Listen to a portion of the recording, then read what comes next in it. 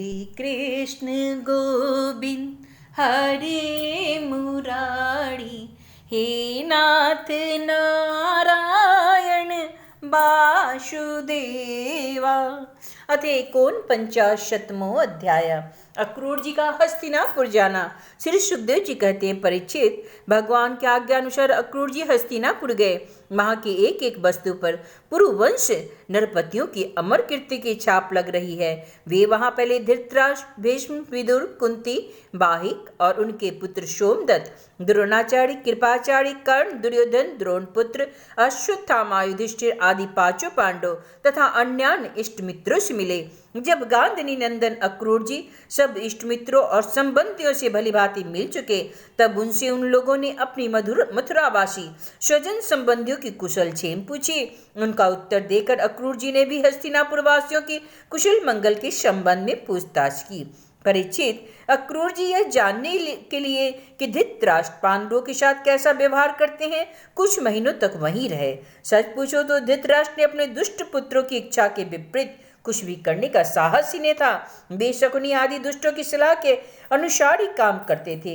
अक्रूर जी को कुंती और विदुर ने यह बतलाया कि धृतराष्ट्र के लड़के दुर्योधन और पांडवों के प्रभाव, शस्त्र कौशल, बल, वीरता तथा विनय आदि सद्गुण देख देख कर उनसे जलते रहते हैं। तब वे ये देखते हैं कि प्रजा पांडवों से ही विशेष प्रेम रखती है, तब तो वे और भी चिढ़ जाते हैं और पांडवों का अनिष्ट करने पर उतारू हो जाते हैं। अब तक दुर्योधन आदि धृतराष्ट्र के पुत्रों ने पांडवों पर कई बार विष दान आदि बहुत से अत्याचार किए और आगे भी बहुत कुछ करना चाहते हैं। तब अक्रूर जी कुंती के घर गए। तब वह उनके अपने भाई के पास जा बैठी। अक्रूर जी को देखकर कुंती के मन में अपने मायके की स्मृति जग गई और नेत्र में आंसू आ गए। उन्होंने कहा, प्यारे भाई, क्या कभी मेरे माँ बाप, भाई बहन, भतीजे, कुल की स्त्रियां और सखी सहेलियां मुझे याद करती है? मैंने सुना है हमारे भतीजे भगवान श्री कृष्ण और कमल नयन बलराम बड़े ही भक्त वत्सल और शरणागत रक्षक हैं। क्या वे कभी अपने इन फुफेरे भाइयों को भी याद करते हैं? मैं शत्रुओं के बीच गिरकर शोकाकुल हो रही हूँ। मेरी यही दशा है जैसे कोई हरिणी भेड़ियों के बीच में पड़ गई है। मेरे बच्चे बिना बाप के हो गए।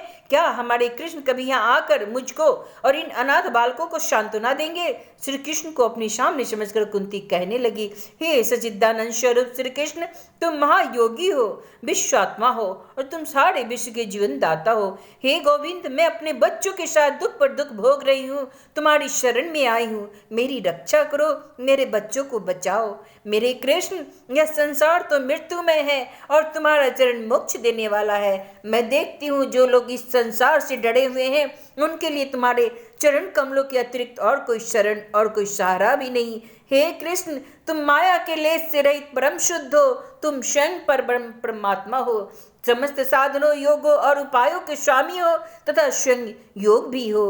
हे कृष्ण, मैं तुम्हारी शरण में हूँ, मैं अपने बच्चों के साथ तुम्हारी शरण में हूँ, तुम मेरी रक्षा करो। श्री सुखदेव जी कहते हैं, परीक्षित, तुम्हारी परदादी कुंती इस प्रकार अपने सगे संबंधियों और अंत में जगदीश्वर भगवान श्री कृष्ण को स्मरण करके अत्यंत दुखित हो गई और फपक फक कर रोने लगी।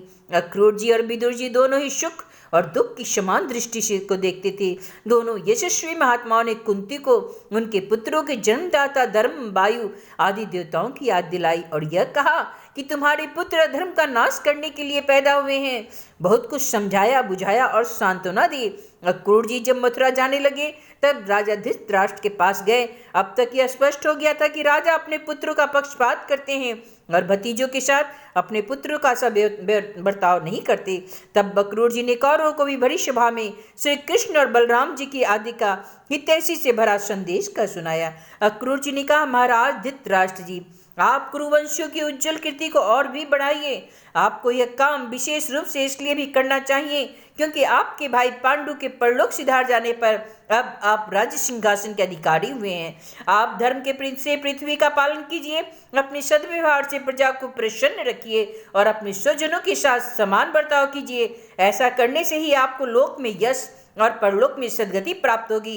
यदि आप इसके विपरीत आचरण करेंगे तो इस लोक में आपकी निंदा होगी और मरने के बाद आपको नरक में जाना पड़ेगा। इसलिए अपने पुत्रों और पांडवों के साथ समानता का बर्ताव कीजिए।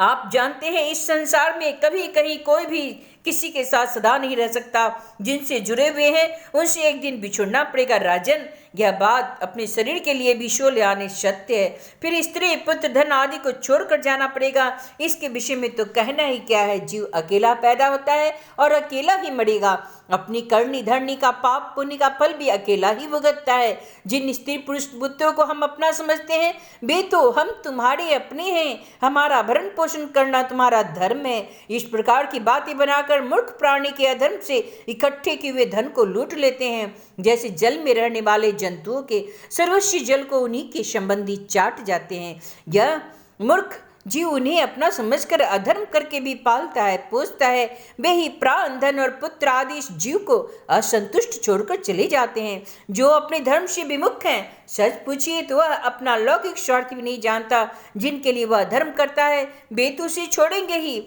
उसे कभी संतोष का अनुभव न होगा और वह अपने पापों की गठरी सिर पर लाद कर स्वयं ही घोर नरक में जाएगा। इसलिए महाराज यह बात समझ लीजिए कि यह दुनिया 4 दिन की चांदनी है, सपने का खिलवाड़ है, जादू का तमाशा है और मनोराज्य मात्र है। आप अपने प्रयत्न से अपनी शक्ति से चित्त को रोकिए, ममतावश पक्षपात न कीजिए। आप समर्थ हैं, समत्व में स्थित हो जाइए और इस संसार की ओर से उपराम शांत हो जाइए। राजा धृतराष्ट्र ने कहा, दानपति अक्रूर जी, आप मेरे कल्याण की भले की बात कह रहे हैं। जैसे मरने वाले को अमृत मिल जाए तो वह उससे कभी तृप्त नहीं हो सकता, वैसे ही मैं भी आपकी इन बातों से तृप्त नहीं हो पा रहा हूँ।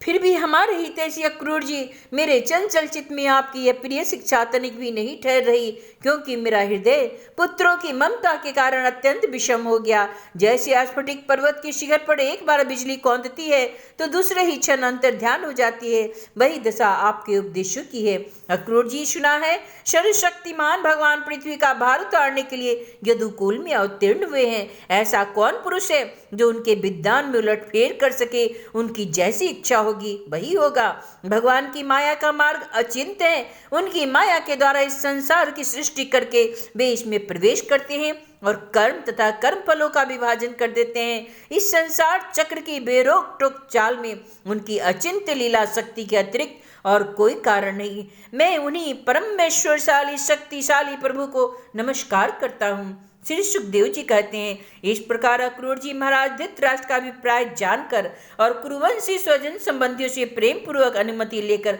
मथुरा लौट आए। परीक्षित, उन्होंने वहां भगवान श्री कृष्ण और बलराम जी के सामने धृतराष्ट्र का यह सारा व्यवहार बर्ताव जो कि पांडवों के साथ करते थे कह सुनाया, क्योंकि उन्होंने हस्तिनापुर भेजने का वास्तव में उद्देश्य तो यही था। इति श्रीमद्भागवते महापुराणे वैयासिक्यामष्टादशशास्त्र्यां परमहंस्यां संहितायां दशम स्कन्धे पूर्वार्धे एकोनपञ्चाशत्तमोऽध्याय समाप्तमिदं दशम स्कन्धं पूर्वार्धं। श्रीकृष्णार्पणमस्तु। श्रीकृष्ण गोविंद हरे मुरारी, हे ना